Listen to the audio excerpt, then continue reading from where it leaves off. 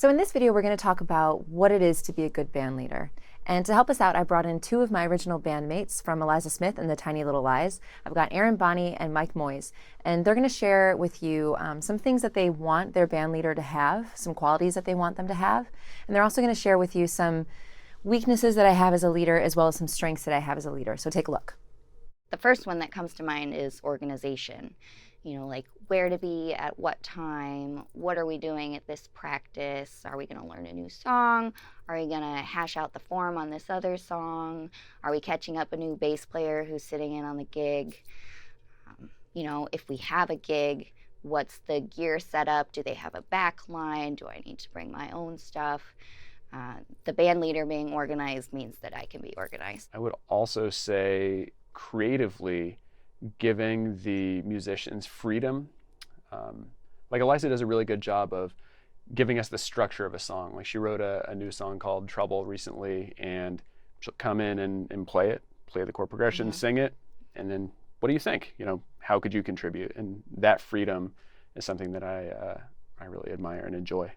I also really respect that because I feel like I can contribute in my own way and be a part of the creative process. I also think what makes her a really strong leader is that she's so passionate about what she does. Like every song she writes, every gig she plays, she's just in it and she loves it. And that really helps me feed off that energy and get involved the best way that I can. So I think early on when we first formed the band, one thing that sort of hit me in the wrong way, I guess you could say. We were this band as a unit. We were going out there and gigging.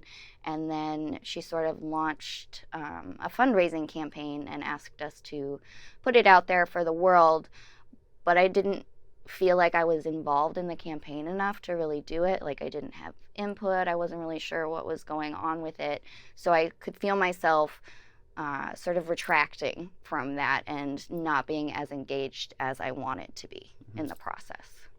Example I have is from different bands actually, and it's luckily not something that I've experienced here. I probably wouldn't have been in this band so long, but occasionally you go to gigs and you're not sure how much you're going to get paid or if you're actually going to get paid.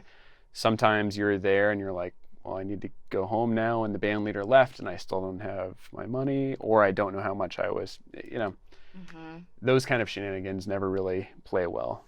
When we first started playing, we, had a pretty good set list, mostly originals, and the keys would modulate from time to time, and the band wasn't always on the same page. So we'd see something in D sharp minor on the set list, get ready to go, and then the song would start and would actually be in D minor. So being professionals, we would adjust a half step down and all would be good. But it definitely made for some jarring beginning moments On from stage. time to time Yeah. on stage.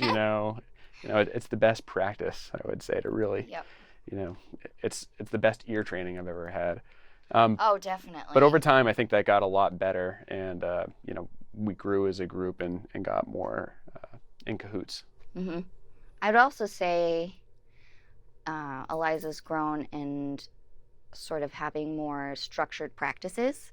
So instead of just like running through the songs every time, we have specific goals that we're going to work on. Like the groove isn't quite working in this song, let's figure out something to change it, or really like hone in on this transition from the bridge into the chorus, or where is this solo section not working, how can we make it better?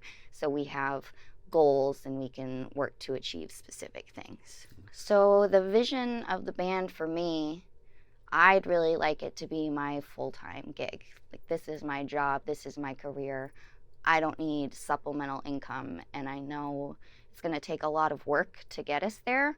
So what I need from my band leader is direction. Like, give me some jobs, give me some tasks. How can I help contribute to this so that we can be a success?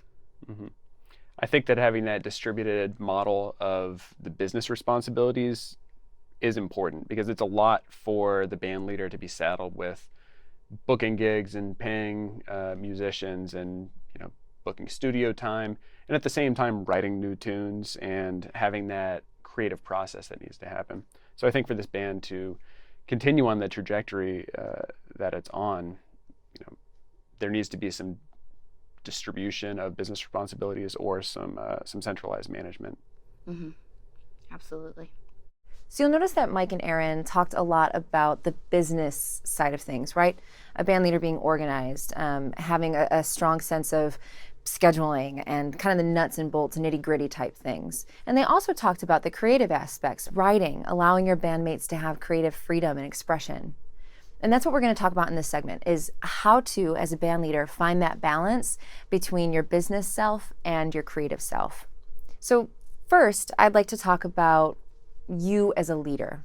We need to take some time to figure out your strengths as a leader and your weaknesses, right? Everybody has weaknesses. I have weaknesses. You heard Mike and Aaron share what some of my weaknesses are. So one way that we can do that is to take some time and reflect. So maybe your strength is organization. Maybe you're really organized. Maybe you're good at communicating to your bandmates what you need and when gigs are, when rehearsals are. Maybe that's a weakness.